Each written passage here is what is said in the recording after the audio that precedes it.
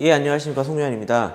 예, 우리는 앞번 시간에 고려의 어떤 국가가 성립되는 과정하고 그 다음에 국가 초기 국가 형태가 좀 발달되는 모델에 대해서 살펴봤습니다. 그래서 태조, 광종, 성종이라고 하는 세 명의 국왕의 어떤 업적에 대해서 살펴봤고요. 오늘은 마지막에 말씀드렸던 그 성종이라는 사람이 만들었던 통치 조직, 그 통치 조직이 구체적으로 어떤 모습인가에 대해서 얘기를 좀 하려고 합니다. 한 가지 염두하실 거는 고려의 통치 조직은 복잡합니다. 뒤에 나오는 외교 관계도 조금 복잡할 건데 이건 왜 그렇냐면 고려라는 나라의 특징이 뭔가 염두해놓고 설계를 미리 해놓고 국가를 뚝딱뚝딱 만들어 나간 게 아니라 일단 국가를 만든 다음에 설계를 하기 시작했기 때문입니다.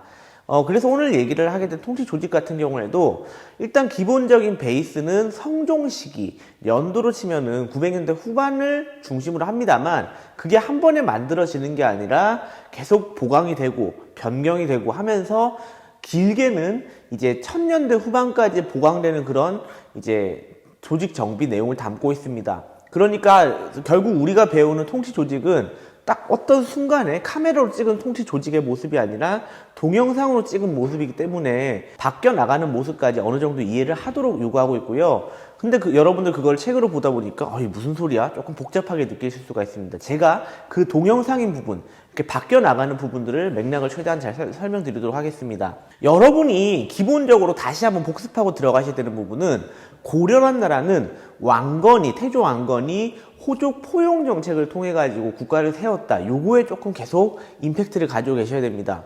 이 호족 포용 정책이 두고두고 회자가 되는 이유가 통일을 할 때는 빠른 통일, 간단한 통일을 했을지 모르겠으나 통일을 하고 난 뒤에 계속 고려의 골칫거리를 만들어내게 돼요.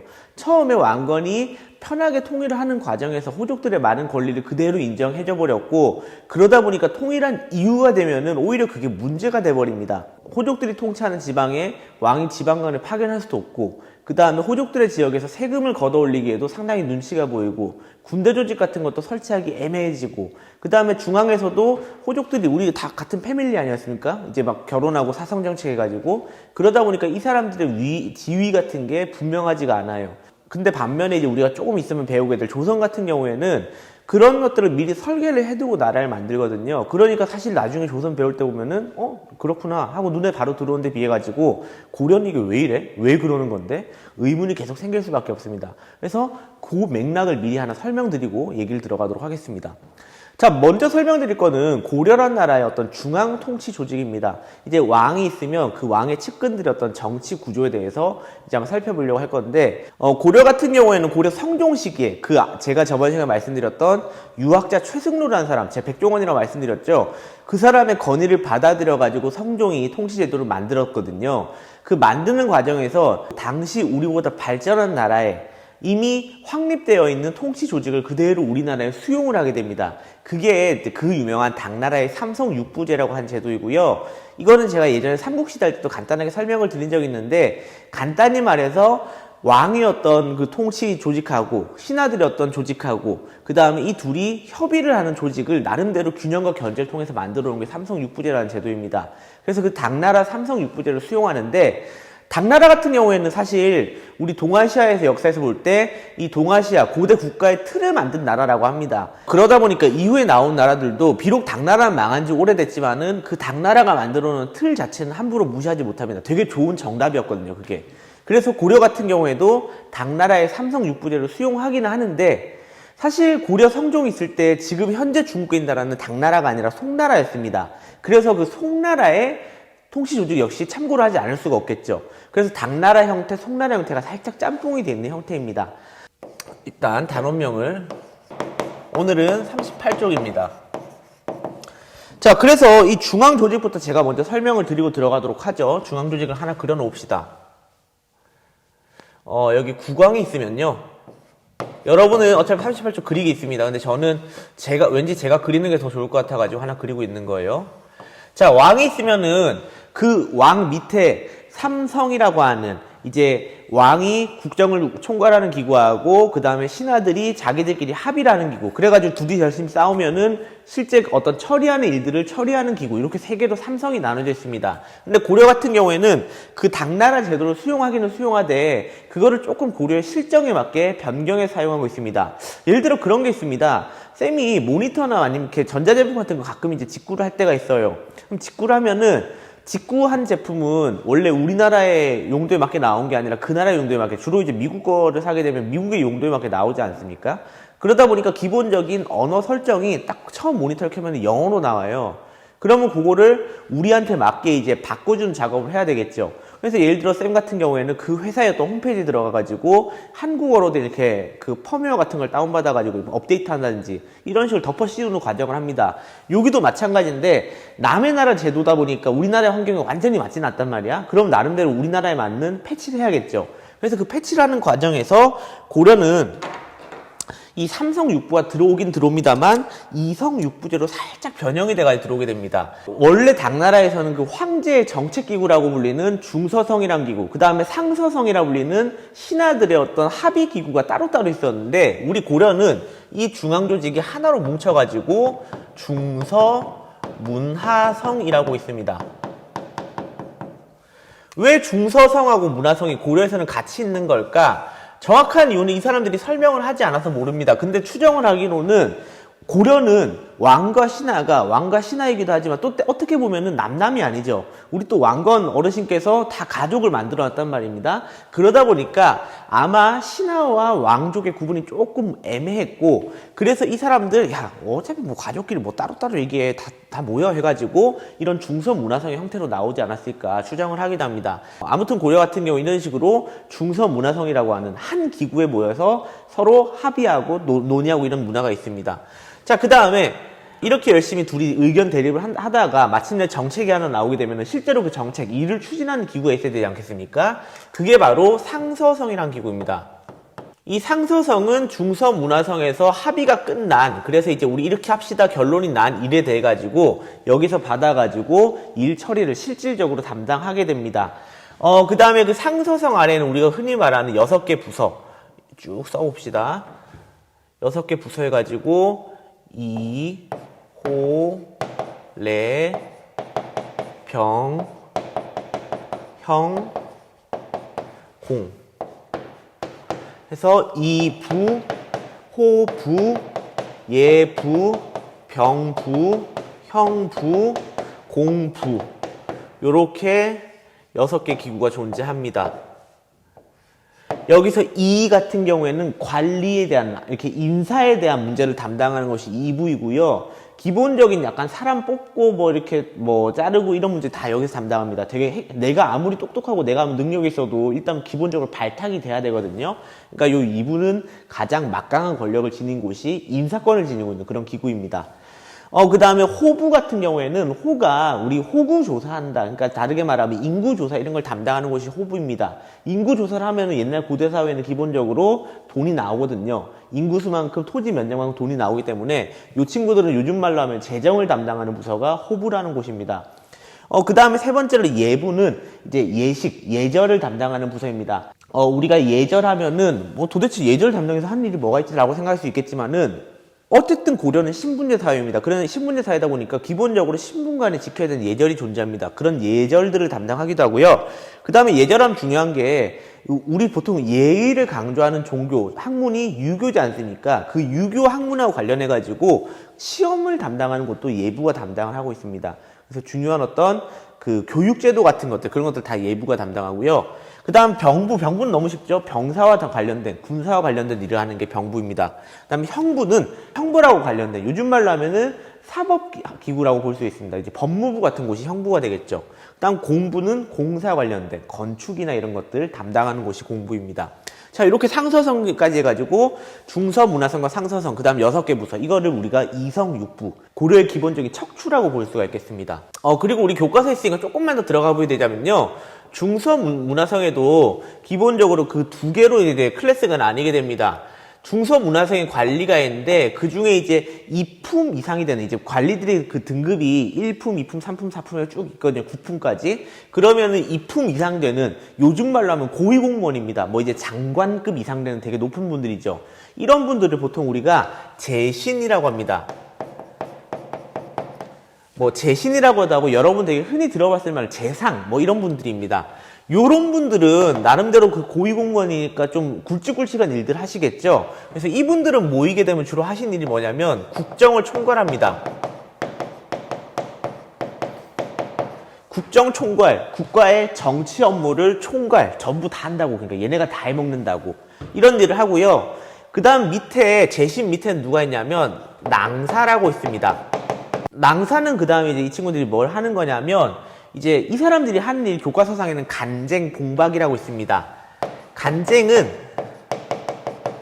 일단 쓰고 얘기할게.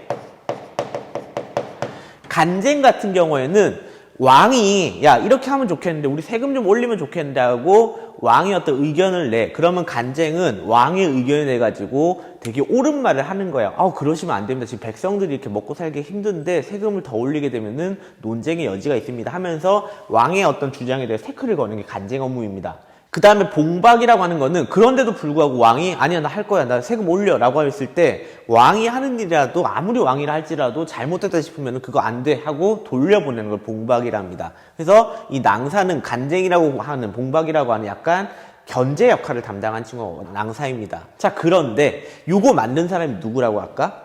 요거 만든 사람이 기본적으로 성종이라고 하는 고려의 국왕권을 강화하고 그 다음에 고려의 통치 체계, 이제는 호족들 니들 마음대로 하는 게 아니라 나름대로 체계가 있는 나라 모습을 만들어야겠다 하신 분이 성종이란 말이야. 그러니까 이 사람의 원래 의도는 왕권을 어느 정도 확립하고 강화하는 거지 신하들의 권한을 챙겨주려는 게 아니야. 근데 얼핏 보면 여기까지만 보면은 지금 좀 신하들의 권한이 오히려 강하게 돼 있죠. 중서 문화성 해가지고 왕의 조직이 따로 있는 것도 아니고요. 다 지금 우리 방 같이 쓰고 있고요. 그 다음에 그 안에서도 재신들, 고위 관리들은 지들 다 해먹어. 그 다음 낭사들, 이제 하급 관리들도 재신들에 대해서 뭔가 태클 걸고 그러시면 안 되죠 하는 게 아니라 얘네가 하는 일이 왕이 하겠다는 거를 그러시면 안 되는데요 하고 막는 거란 말이야.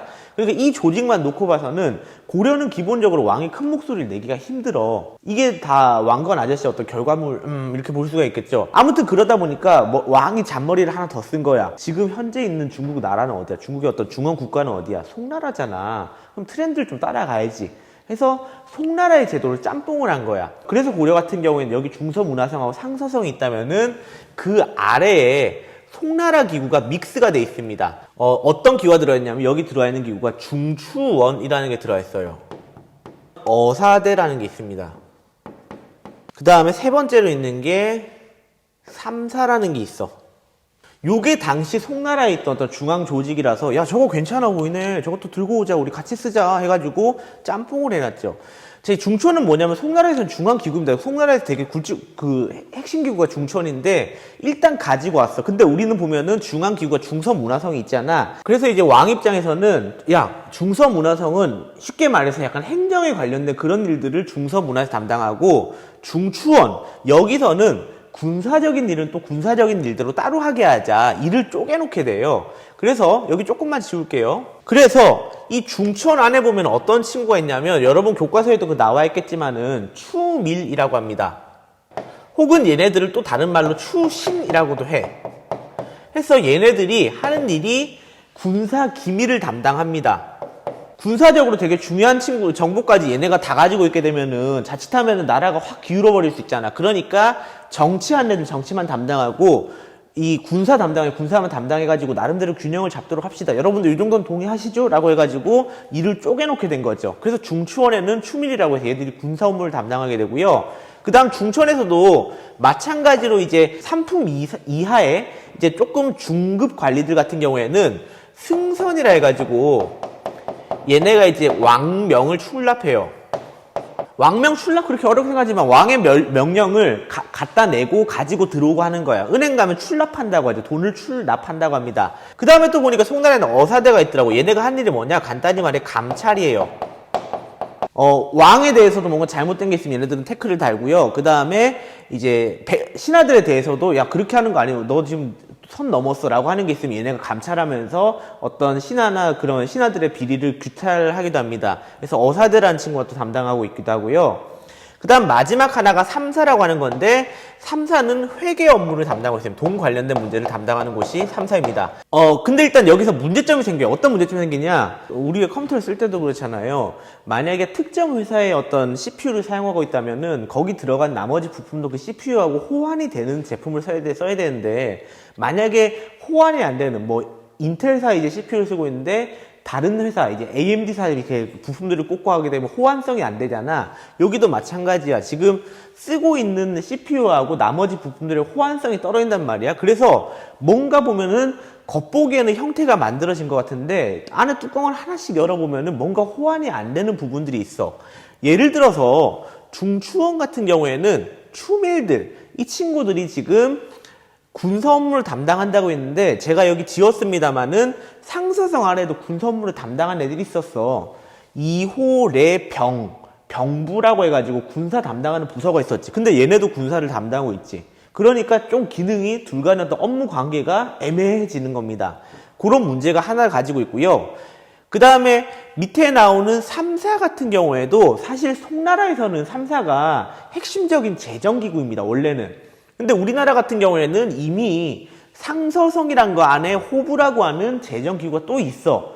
그러니까 돈 계산, 우리 친구들 보면 돈 계산할 때 옆에서 내가 열심히 돈 세고 있는데 옆에서 또 누가 같이 세고 있으면 되게 헷갈리거든요. 야, 가만히 있어. 내가 할게 한단 말이야. 그래서 여기 3사 같은 경우에도 두 개 기구가 회계 업무를 담당하다 보니까 되게 돈 관리 애매해. 그래서 얘는 회계긴 하지만 단순 돈 계산. 좀 뭔가 업무가 되게 단순하고 규모도 되게 작아지게 됩니다. 그리고 더 큰 문제는 이렇게 당나라식 조직, 송나라식 조직이 따로 있다 보니까 나름대로 특정 관료가 업무를 독점하지 못하게 한 명이 너무 세지지 못하게 하는 거 성공한 것 같습니다. 근데 문제는 급한 일이 생겼을 때 일 추진이 빨리빨리 안 돼. 구조를 복잡하게 나눠놔가지고 사람들이 모이기가 힘든 거야. 빨리 모이기가. 예를 들어서 북방에 거란족이 쳐들어왔다 하면은 지금 얘네 다 모여가지고 빨리 어떻게 하자 대응을 내놔야 되는데 중서문화성 따로, 중추원 따로, 그래가지고 또 나중에 다 둘이 모여가 따로 이렇게 하면 언제 그 거란하고 대응을 하겠어요. 그러니까 야, 맞네. 좀 빨리빨리 할 건 빨리빨리 해야겠네. 라고 해가지고, 그래서 만들게 되는 게 이른바 제추회라는 걸 만들게 돼. 얘네들 보니까 회의를 했는데 회의 모인 애들이 중서문화성의 재상들이네? 그 다음에 중추원의 추신들이네?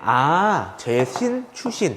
그 동네 고위 관리들만 모여가지고 회의를 했구나. 그럼 요걸 제추회의라고 하자. 라고 해가지고 제추회의라 부른 거고요. 그 세부적인 내용을 찾아 들어가게 되면 뭐가 있냐면, 이 제추회의 내용 중에 도병마사라는 게 있습니다.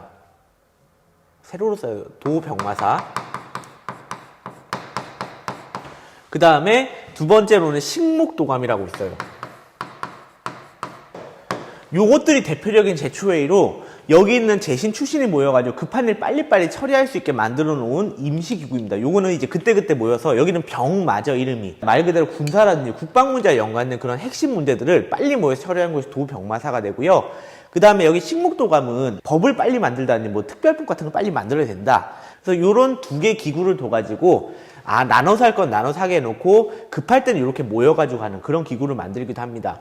그래서 고려 같은 경우에는 정치 조직의 형태가 당나라 형태도 있으면서 거기 송나라 형태도 섞여 있으면서 또 거기에 나름 우리만의 어떤 새로운 기구도 있는 여러 어떤 나라의 모델과 여러 고민이 짬뽕이 되어 있는 게 우리 고려의 어떤 중앙 정치 조직의 특징이라고 얘기할 수가 있겠습니다. 그리고 또 우리 교과서에 나오는 편 하나를 더 설명드리자면은 우리 교과서에는 그 대간이라는 게 있을 겁니다. 대간이 뭐냐면 말 그대로 감찰을 담당하는 기구인데 이 감찰 담당하는 어사대라고 하는 기구, 그 다음에 또 중서문화성에 보면 낭사라고 하는 왕을 견제하는 요 기구, 요 두 개가 모여가지고 우리 흔한 말로는 대간이라고 불렀다고 합니다. 그래서 얘네들 대간이라고 하면은 감찰 담당하는 기구, 뭔가 남들을 감독 감시하는 기구라고 이제 인식하시면 되고요. 그 다음에 또 얘네가 하는 게 서경이라고 해가지고 이제 국왕의 어떤 관리를 임명하게 되면은 이 사람 약간 결격 사유가 있습니다. 요즘 말로 하면 인사청문회 같은 걸 얘네가 해. 그래가지고 안 되는 사람을 중간에 걸러내는 기능을 하게 되는데 이제 그 석영권도 가지고 있어가지고 어떻게 보면 그런 거잖아요. 국왕이 이 사람 내가 쓰겠다고 하는데 그거 안 됩니다고 막는 거잖아요, 애들이. 그래서 그런 걸 통해서 볼 때 약간 국왕에 대한 견제가 좀 있는 편입니다.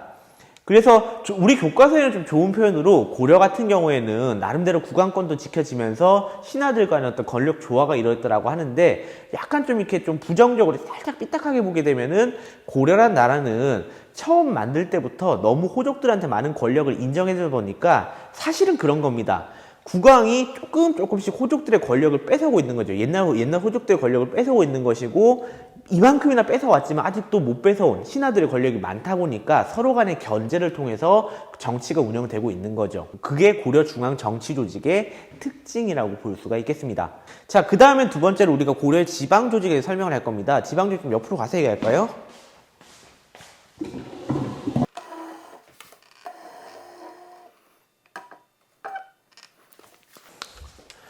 예, 이제 두 번째는 고려의 지방 조직인데 이 지방 조직이야말로 고려의 그 복잡함과 고려의 정말 그 체계 없음의 상징이죠. 고려 같은 경우에는 당장 그 교과서 첫 문장에 그런 말을 합니다. 고려는 건국 초반에 지방 세력이 강해서 한동안 뭘 파견하지 않았다. 지방관을 파견하지 않았다. 그 문장의 핵심이에요. 왕건 때 많은 호족들의 권리를 인정하다 보니까 아예 통일을 한 뒤에도 실질적으로는 그 호족들이 다스린 경우가 되게 많았습니다. 그래서 우리 한반도 영토를 그려놓고 보면은 여기가 우리 개성이라 칩시다. 개경이라고 하죠.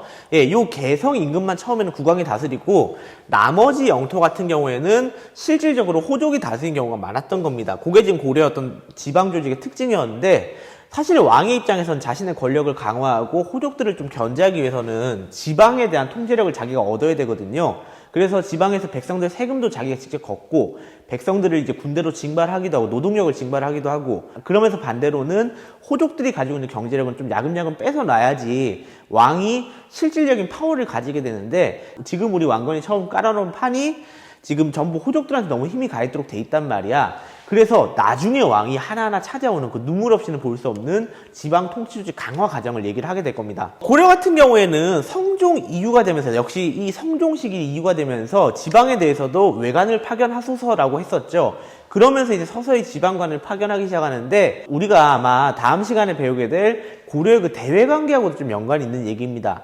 고려가 사실 성종 시기 때부터 해가지고 거란하고 약 30년에 걸친 전쟁을 하게 돼요. 물론 30년 다 싸운 건 아니고 드문드문의 30년입니다. 그래서 그 전쟁을 하는 기간이다 보니까 대외적인 국방 문제가 심상치가 않았고 왕의 입장에서도 야 지금 봐봐 거란 애들 장난 아니야. 너네 지금 이럴 때 지금 서로 네 땅이다 내 땅이다 하면서 군사 문제 협조하지 않고 서로 지금 국방 문제는 막 다 팽개치고 하면은 우리 다 죽는다 거란한테 라고 하면서 호족들의 양보를 조금씩 받아내기 시작한 거죠. 그래서 성종이라는 사람 때부터 하나 둘씩 지방 조직을 넓혀 나가게 된 것입니다. 그래서 보면은 고려는 지방 조직이 되게 군사적인 측면, 국방적인 측면이 많이 반영되어 있다는 걸 알 수가 있어요. 예를 들어서 고려는 이 군사적으로 위험하지 않은 지역, 상대적으로 좀 군사적으로 안정적인 지역을 5도라고 나누게. 너무 밑에까지 내려왔죠? 한 요까지만 내려와야 되는데.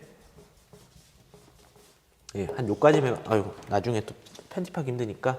군사적으로 뭔가 위험하다 싶은 지역하고 그렇지 않은 지역 딱 두 개로 나눠가지고 구역을 나눴습니다. 그리고 군사적으로 덜 위험한 지역은 5도라고 나누게 돼요. 5개 도로 나누게 된 것이죠. 그게 여러분 교과서에 보시는 서해도라든지 양광도, 교주도, 경상도, 전라도 같은 5개 도가 있고요.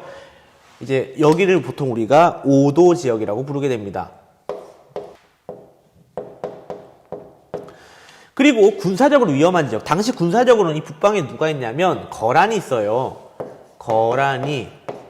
우리 당시에 거란이 요라고 한 나라를 세웠거든요. 요거 다음 시간에 더 얘기할 겁니다. 아무튼 얘네가 북방에 딱 자리 잡고 있으니까 얘네가 언제 쳐들어올지 몰라. 그럼 얘네 쳐들어올 수 있는 길이 뻔하죠. 얘네가 갑자기 이렇게 삥 돌아서 밑으로 오진 않을 거 아닙니까? 위쪽에서 내려오다 보니까 이 거란의 어떤 침입을 대비할 수 있는 그런 경계선 부분을 계라고 설정하게 됩니다.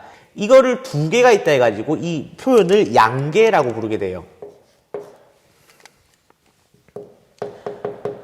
거란하고 경계선 지역이 두 군데가 있구나. 양쪽에 있구나 해가지고 양계라고 하게 됩니다. 그래서 그 대표적인 계가 거란하고 딱 북쪽에 마주하고 있는 북계 지역이 있고 동쪽에 마주하고 있는 동계 지역이 있습니다. 먼저 오도부터 설명을 드리자면은 오도 같은 경우에는 지방간이 파견했는데 고려는 지방 조직마저도 따지고 보면 이렇게 되게 복잡해. 왜냐하면 이거 실제로 쌤이 설명할 때는 마치 처음부터 딱 깔끔하게 쪼갠 것처럼 얘기를 하지만 사실 고려왕이 하나하나 찔끔찔끔 보내면서 확장해 나간 거거든요. 그러니까 이 지방 조직이 하나로 깔끔하게 하나로 딱 떨어지는 게 아니라 되게 얼기설기하게 돼 있어. 그래서 고려 같은 경우에는 행정구역이 일반 행정구역이 있고요. 특수구역이 있습니다. 그 다음에 관리가 지방관이 가 있는 곳이 있고 지방관이 가 있지 않은 곳도 있습니다. 파견을 못한 거죠. 그러니까 보내긴 보냈는데 어떤 곳은 보냈고 어떤 곳은 못 보냈고 이렇게 차이가 있는 겁니다. 일반 행정 같은 경우에는 우리가 흔한 말로 이제 옛날 전통시대에 있는 표현으로 군현이라는 게 있습니다. 군이 높은 거고 현이 그 다음 단계입니다. 이런 게 설치되어 있어가지고 여기에 지방관들이 파견돼서 이제 다스리게 되고요. 여기에 어떤 일부 지역에는 관리가 파견돼가지고 그 지역을 다스려 보게 되고요. 그 다음에 특수행정구역으로는 좀 중요한 표현인데 향소부곡이라는 게 있습니다. 써드릴게요. 일반은 군현이 있고 그 다음에 특수구역 같은 경우에는 향부곡소라고 하는 구역이 있어요. 향부곡소는 이제 다른 지역보다 세금을 과중하게 내는 지역이라든지 아니면 어떤 생산물들, 이제 수공업 생산물 제품들이라든지 이런 것들을 만들어서 바치는 특수한 구역이 되겠습니다. 여기 사람들 같은 경우에는 다른 지역보다 좀 과중한 세금 부담을 내기도 하고요. 그 다음에 어떤 특정 생산품을 남들은 물리지 않는 어떤 특정 생산품을 내야 되는 그런 의무를 가지고 있기도 합니다. 이런 식으로 지금 좀 가혹하게 좀 뜯기는 그런 지역들이 있는가 하면은 그냥 평범한 일반 군역 이렇게 있기도 합니다. 그리고 더 중요한 거는 지방관이 모든 지역에 가 있지 않다는 점입니다. 고려는 왕이 나름대로 야 호족들아 내가 미안한데 지금 전쟁 중이니까 조금만 좀 양보 좀 하자 해가지고 지방관을 보내긴 했어. 근데 이게 동시에 모든 지역에 보낼 수 있는 건 아니잖아. 이쪽 끝에 있는 친구들은 저희는 전쟁 아무 상관이 없는데 할 거 아니야. 그러면 이런 데 지방관을 못 보내지. 아무래도 지방관은 군사적으로 좀 민감한 부분에는 그래 맞아요 그럴 수 있겠네요 라면서 보낼 수가 있겠지만 택도 없잖아. 이런 데는 거란이 어떻게 여기 밑으로 들어오겠어. 그러니까 이런 데서는 아무래도 지방관 많이 설치를 못 하겠죠. 그래서 지방관이 파견된 동네가 있고 안 파견된 동네가 있어요. 지방관이 파견된 동네를 주인이 된 동네다라고 해가지고 우리가 주자를 씁니다. 그 다음에 지방관이 파견되지 않은 동네. 그러면 여기는 누가 다스리겠어? 그 동네 강한 호족들이나 그 동네 약간 힘 좀 센 유력자 아니면 옆에 인근 지역의 관리가 같이 봐줘. 그래서 여기 지역은 자기네가 알아서 행정 업무를 하는 게 아니라 옆에 속해 있어가지고 같이 봐준다라고 해가지고 속자를 씁니다. 우리 동네 지방관이 우리 동네가 만약에 뭐 서울시 동대문 현이다. 근데 동대문 현에 만약에 지방관이 와 있다 하면 여기는 주현이 되는 겁니다. 그 다음에 우리 동네가 중랑현이다. 근데 중랑현에는 지방관이 없다. 이런 동네는 속현이 돼가지고 옆 동네 동대문에 그 관리가 여기 우리 중랑현까지 같이 봐주는 식이죠. 그래서 주군, 주현, 속군, 속현 이렇게 나뉘게 됩니다. 요게 그래가지고 고려가 지방 통제를 하긴 하는데 여전히 그 옛날 호족들의 흔적을 다 지우지 못했다는 걸 보여주는 게 어떤 주군, 주현, 속군, 속현 요런 지방간의 파견 유무를 이렇게 보기도 합니다. 실제로 그 주군, 주현, 속군, 속현의 그 그래프를 보시게 되면은 속현이라고 하는 지방간 없는 동네가 제일 많죠. 예, 그 정도로 고려의 그 지방 통치 조직은 느슨한 편입니다. 우리가 요새 보십시오. 친구들하고 약속 장소를 잡는다. 만약에 우리 한두 명이 아니라 한 6, 7명이 모인다 라고 하면은 어디서 약속 장소를 잡고 거점으로 삼겠습니까? 보통 여러분들이 제일 많이 모이기 좋은 곳이나 아니면 친구들이 제일 많이 몰려 사는 동네, 인구수가 많거나 어떤 교통의 요지에 해당하는 그런 동네 보통 우리가 거점을 삼겠죠. 옛날 사람도 마찬가지야. 괜히 서울이 수도가 되고 괜히 좀 사람 많이 모이는 평양이 수도가 되는 게 아니야. 모이기 좋고 그 다음에 교통이 편하고 하니까 많이 모이죠. 고려도 아마 그런 곳들을 고려 사람도 마찬가지 아니겠습니까? 만약에 특정 지방에다가 군을 하나 새로 만든다 아니면 현을 하나 새로 만든다라고 했을 때 이왕이면 사람 많이 몰리는 곳 뭔가 그 동네 교통의 요지에 있는 곳 그런 곳이 군현으로 삼을 만한 좋은 동네 아니겠습니까? 근데 실제로는 그렇게 안 돌아가요. 고려 같은 경우에는 실제로 그 주군 주현이 설치된 곳을 보면은 되게 좋아 보이는 데는 오히려 속군속현이고 뭔가 이상한 데 죽은 주연이 있는 경우가 있어요. 그게 왜 그러냐? 좋아 보이는 데 이미 누가 자리를 잡고 있을 테니까. 그쵸? 옛날 호족들이 자리를 잡고 있을 테니까 그런 데 살짝 피해가지고 죽은 주연이 있는 경우도 있습니다. 그런 것도 볼 때 지방 조직이 뭔가 느슨한 편이고 그 옛날 그 왕건 아저씨의 흔적을, 그 호족 포용 정책의 흔적을 다 못 지었구나 하는 느낌을 주게 됩니다. 그 다음에 여기 요 경계선 부분, 양계 부분 같은 경우에는 아무래도 국경선입니다. 군사적으로 민감한 곳입니다. 그러니까 아무래도 그 통제, 위에서 확실하게 중앙에서 제어를 해주는 게 필요하겠죠. 그러다 보니까 일반적인 5도 지역보다는 나름대로 지방관의 힘이 좀 있는 편입니다. 여기 지방관들은 단순 행정업만 담당하는 게 아니라 그래도 군사 업무까지 담당해야 되기 때문에 요즘으로 치자면은 이 사람이 그 지역의 어떤 그 사단장 역할을 하고 그 다음에 이 사람은 동시에 그 지역의 시장 역할도 같이 하고 있어요. 그래서 지방관의 힘도 강한 편이고요. 나름대로 이 지역은 그 필요성이 있는 곳이기 때문에 좀 중앙의 통제, 이렇게 나름대로 그 말빨도 좀 먹히는 편입니다. 아무튼 이렇게 해가지고 지방의 그 경계가 5도 양계 뭐 이런 식으로 나뉘고 있다는 걸 설명을 드리고요. 그리고 그 외에도 보시면은 우리 교과서에 나와 있지는 않은 표현입니다만은 약간 이렇게 어떤 특정 지역에는 여기 되게 군사적으로 중요한 동네야 라고 해가지고 뭐 이런 것도 설치되어 있고요. 그 다음에 어떤 동네는 그 중에서 더 중요하지라고 하면서 도호부라는 것도 있고요. 아무튼 뭔가 도호부, 그 다음에 군현, 향부곡소, 그 다음에 또 우리 교과서에 보면, 우리 교과서 지도에 보시면 삼경이라 해가지고 개성에도 나름대로 중요하게 여겼던 평양이라든가 옛날의 경주, 그 다음 나중에는 서울 이런 것들이 중요한 삼경, 요즘으로 치면 어떤 광역시 같은 거에 해당을 하게 되겠죠. 이렇게 뽑히기도 합니다.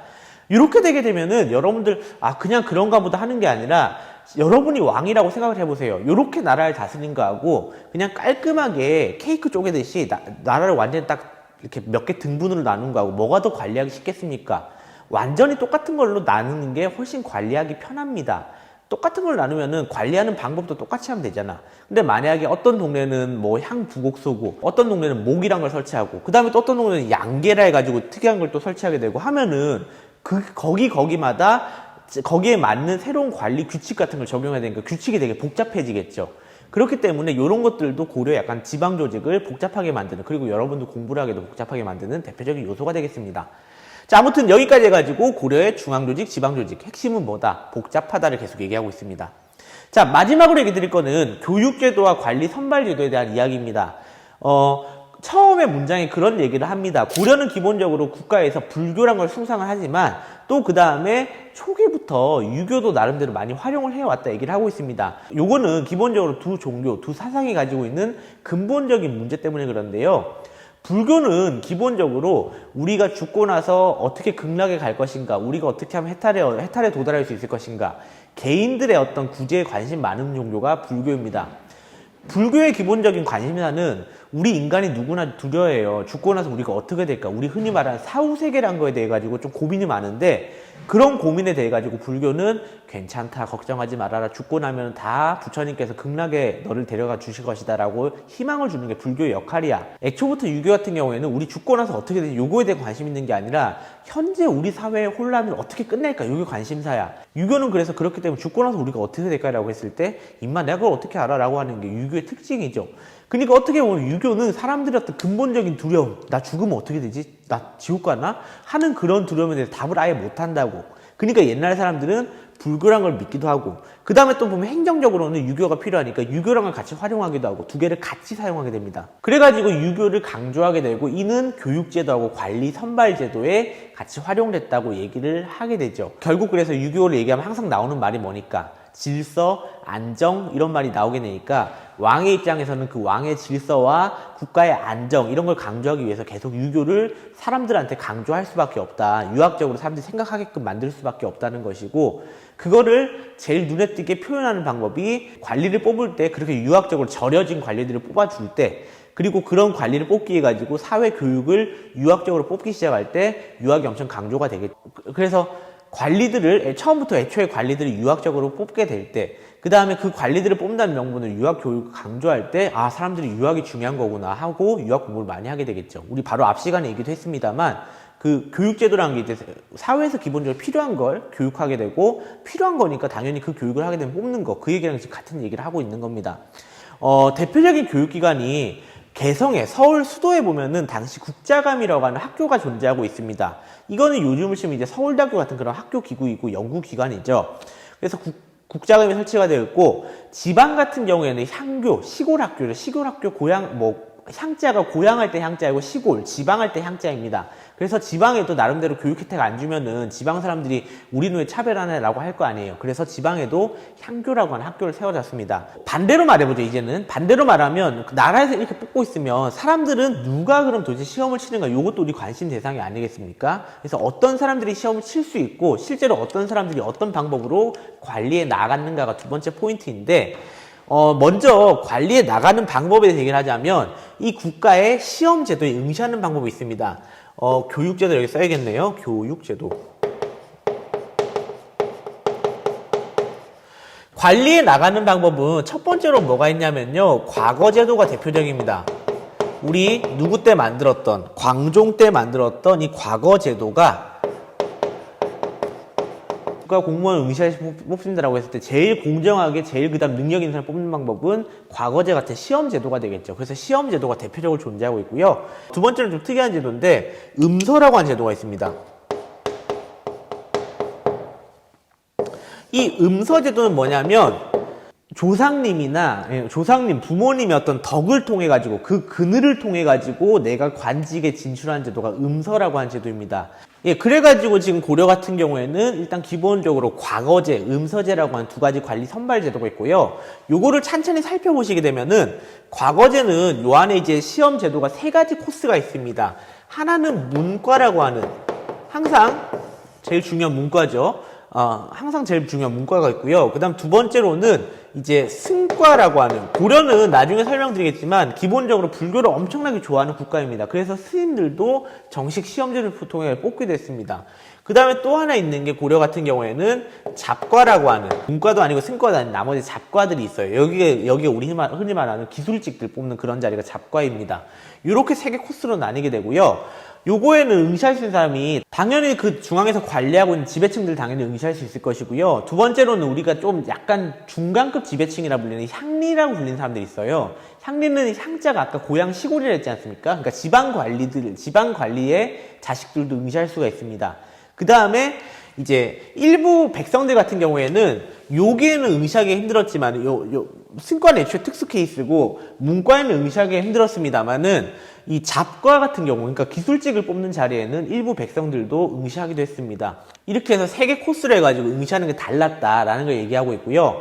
그리고 실질적으로 과연 백성이 과거 시험에 응시할 수 있었을까? 제도적으로는 응시는 할 수 있습니다. 일부 과에 의해 가지고 응시는 할 수 있는데 과연 실질적으로 응시한다는 건 가능한 일인가? 보통 여러분들께서 수능을 공부한다 치더라도 1년 만에 안 되잖아요. 여러분이 사실 수능 공부하는 것도 이제 여러분 인생의 그 18년, 19년을 다 걸어가지고 공부하시는 결과물을 가지고 시험을 치는 건데 여기도 마찬가지입니다.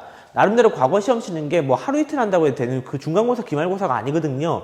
나름대로 긴 시간 동안 투자를 해야 되고 그 투자의 결과, 다르게 말하면은 돈이 되게 많이 들어가는 시험이 과거 시험입니다. 그래서 백성들이 얼핏 보면은 맞아요, 백성 칠 수는 있죠. 제도적으로 시계 내주는데 과연 그 긴 시간 동안 자기 생계 없이 공부만 할 만한 여유가 있었는가 하면은 그런 사람이 많지가 않아요. 그래서 실질적으로는 백성이 응시하기 쉽지는 않았다라는 걸 염두하시면 좋고요.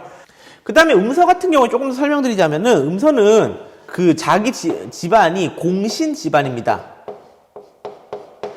공신은 공부의 신이 아니고요. 공신은 나라를 세운 어떤 공훈, 그러니까 공이 있는 신하를 공신이라고 하죠. 그래서 이 공신 집안의 어떤 자제라든지, 그 다음에 자기 아버지가 5품 이상의 관리가 되면은 그 자제한테 관직에 나갈 수 있는 보너스 카드를 한 장씩 주는 거예요. 그래가지고 이 자제가 관리에 진출할 수 있습니다. 근데 여기서 말한 자제는 꼭 아버지 자식 관계만 되는 게 아니라 뭐 삼촌 조카도 되고 조금 그 촌수 범위가 넓습니다. 아무튼 그렇게 되는 사람들한테 음서라고 해가지고 관직에 나갈 수 있는 권리를 부여하게 됩니다. 얘들은 그래서 쉽게 말해서 부모님 백으로 이제 관직 진출을 할 수가 있는 거죠. 아버지가 오품이 상했으니까 나도 한번 진출하고, 그 다음에 그 자식도 진출을 이런 식으로 진출할 수 있게 만드는 게 음서라고 하는 제도입니다. 그래서 요즘도 가끔 시사뉴스를 보게 되면은 누가 만약에 부정적으로 이제 뭔가 어디 특정 자리에 올라갔다든지 취업을 했든지 하면은 뭐 현대판 음서 어쩌고 하면서 되게 비판적인 기사가 나오죠. 그때 나오는 음서가 요 음서고요. 자, 근데 그럼 과연 고려 사람들은 이 과거랑 음서 중에 뭐를 좀 더 중시했을까? 그 핵심적인 내용이 우리 교과서 맨 아래 지식백과를 보시면은 거기 설명이 나와 있는데, 거기 나온 사람의 케이스가 유인지라는 사람의 케이스거든요. 이 유인지라는 사람은 원래 부모님이 나름대로 고위 공무원이었기 때문에 이 부모님의 덕을 받아가지고 음서로 관직에 진출했습니다. 근데 이 사람이 또 뭐를 쳤다고? 과거를 쳤다고. 왜? 음서 출신이면 요즘만 그런 게 아니야. 막 여러분도 그렇지 않겠습니까? 여러분 나름대로 어떤 자리에 노력해가지고 나는 되게 엄청 개고생해가지고 그 자리에 올라가는데, 어떤 친구는 알게 모르게 교면 백으로 들어왔대. 그러면은 알게 모르게 좀 부심 같은 게 생기겠죠. 나는 공부해서 내 능력으로 들어온 놈이고 저놈은 능력도 없는데 백이 좋아서 들어온 놈이야. 이런 감정이 있잖아요. 이게 우리만 느끼는 게 아니라 옛날 사람이나 너네나 똑같다는 거야. 그래서 옛날에도 음서로 합격하게 되면은 합격은 하겠죠. 그리고 관리 생활을 할 수가 있는데, 일단 국가에서도 음서 출신보다는 과거 출신이 실력이 있으니까 얘네들을 훨씬 더 높은 자리까지 많이 써먹어줬고, 그 다음에 이 음서 출신들에 대한 약간 사회적인 그런 차별이나 묘한 그런 견제감 이런 것도 있었기 때문에 음서 출신들도 이왕이면은 음서로 관리가 됐지만 또 공부해가지고 과거 시험 쳐가지고 이왕이면 나 과거 출신이야 라고 하는 걸 강조했었다는 거죠. 그래서 이미 이 당시부터 음서를 굳이 얘기합시다. 음서 같은 경우 음서를 굳이 예를 들자면 얘는 출신을 되게 중시하는 제도라고 볼 수 있습니다. 그 다음 한편 과거제 같은 경우는 얘는 자기 실력으로 합격하는 제도죠. 근데 이미 고려시대 왔을 때 출신과 실력이 있으면 어떤 걸 점점 보기 시작한다. 사람들이 이거를 의식하고, 과거제라고 하는 걸 의식하고 나는 실력으로 내 자리에 올라오는 사람이야 입증하기를 원한다는 거죠. 이게 우리 교과서 본문 마지막에 얘기하는 신라와 고려의 차이점이 되기도 합니다. 신라 같은 경우에는 내가 아무리 실력이 있어봤자 안 돼, 신라는 골품제 사회야 해가지고 관직에 나갈 수 없게 막아버려놨는데, 고려 같은 경우에는 어쨌든 실력이 있으면 그 실력이 되게 중요하다. 이왕이면 출신보다는 실력을 봐야 된다는 마인드를 가지고 있었고, 그렇기 때문에 예전보다 좀 더 개방적인 사회라고 얘기를 하는 게 고려 사회의 특징이라 할 수 있겠습니다. 그리고요, 아까 왜 유인지라는 사람이 나왔던 본문 맨 하단에 보시면은 그래서 유인지 같은 사람이 어떤 식으로 했는가라는 걸 얘기하고 있습니다. 요즘도 보면 여러분들이 학교도 열심히 다니지만 학원도 많이 다니시죠. 뭐 과외를 받거나 하기도 하죠. 근데 그게 마찬가지라니까? 너네만 그런 게 아니야. 옛날 사람들도 다 똑같아. 그래가지고 옛날 사람들도 내가 과거 시험 합격해야 되는데 학교만 다녀서 내가 과거 시험 붙을지 말지 내가 자신이 없어. 그러면 학원을 가는 거야. 그래서 학원 가가지고 또 공부를 열심히 막 해요. 요즘도 그렇지만 고려시대도 완전 학원 붐이 일었대. 옛날 문종이라는 국왕때에 최충이라는 사람이 있었는데, 이 최충이라는 사람이 웬만한 그 중요한 관직을 다 거쳐본 사람이거든. 요즘 말로 치자면 나름대로 그 수능 출제도 되게 여러 번 해봤어. 교육부 장관 이런 것도 해보고. 그러니까 이 사람 나름대로는 야, 내가 보니까 요즘 청년들의 교육에 대해 관심 많더만 해가지고 이 사람 은퇴하고 난 다음에 자기가 쉽게 말하면 학원을 차린 겁니다. 그게 이제 최충이라는 사람이 세웠던 문헌공도라고 해가지고, 공도라는 게 요즘 말로 완전 똑같진 않지만 학원이라고 치죠. 그래서 그 문헌공도라고 하는 학원을 세우니까 당연히 젊은이들이 그 최충이라고 하는 사람이 세워놓은 학원에 엄청 몰려가는 거야. 수능 출제위원장 출신이라는데 당연히 그 문제 경향이나 수능 공부하는 법 잘 알지 않겠습니까? 과거 공부하는 방법. 그래서 그 학원이 되게 장사가 잘 되니까 최충처럼 나중에 그런 관리 경험 많은 사람들이 너나 없이 전부 다 개성 인근에다가 학원을 막 차리기 시작한 거죠. 그러니까 그 학원 개수가 나중에 12개 이르러가지고, 요즘 말로 치면 메가스터디, 이투스 뭐 이런 학원이 12개나 있어가지고 항상 붐비더라. 그런 얘기를 하는 게 그 마지막 얘기고요. 그 다음에 또 보면은 학원이 너무 장사가 잘 되니까 나라 입장에서 이것 좀 바람직하지 않은 것 같아. 요즘도 그렇지 않습니까? 항상 사교육 강화되면 교육부 같은 데서 공교육을 강화해야 됩니다 라고 얘기를 하죠. 옛날도 마찬가지인 겁니다. 너무 사교육이 강해지니까 사학이라고 불리는 사교육 시장이 너무 커지니까 이제 국가에서도 칼을 뽑아가지고 안 되겠다, 뭔가 국가 교육을 강화해야겠다라고 하면서 나라 안에서 나름대로 교육과정도 정리해가지고 굳이 학원 안 가도 공부할 수 있게끔 그런 제도를 만들기도 하고, 그 다음 나라 안에서 나름대로 요즘으로 치자면 약간 EBS 같은 그런 서비스를 제공해 주기도 하고, 그 다음에 공부하고 싶은데 돈이 좀 없는 친구들한테는 장학금을 제공해 주기도 하고, 이런 식으로 하면서 너네 괜히 학원 가지 마, 학교 공부 열심히 해, 이런 식으로 국가 교육으로 잡으려고 하기도 하죠. 아무튼 여러분이나 옛날 사람들이나 마인드는 똑같습니다. 누구나 다 잘 되고 싶다는 욕심을 다 가지고 있는 게 예나 지금이나 마찬가지고요. 아무튼 여기까지 해가지고 오늘 되게 시간상으로는 어떨지 모르겠습니다만은 밀도는 되게 높은 내용입니다. 나름대로 고려 같은 경우에는 나라를 먼저 설계해놓고 그 설계도에 맞게 나라를 뚝딱뚝딱 만들어 나가는 게 아니라 일단 만든 다음에 야 설계도 없어? 그럼 어떻게? 하면서 하나씩 고쳐 나가다 보니까 그 과정이 되게 복잡해지기 시작을 하고 그때그때 변화하는 되게 뭔가 어떻게 보면 좋게 말하면 유연성이 있는 거고 나쁘게 말하면 좀 조직성이 떨어지는 그런 모습을 보이기도 합니다. 아무튼 여기까지 해가지고 우리 고려의 통치조직, 중앙, 지방, 교육제도에 대해서 오늘 살펴보았습니다. 여러분들 긴 시간 고생 많으셨습니다. 감사합니다. 분현이라고 하는 행정구역이 있습니다. 여기에 이제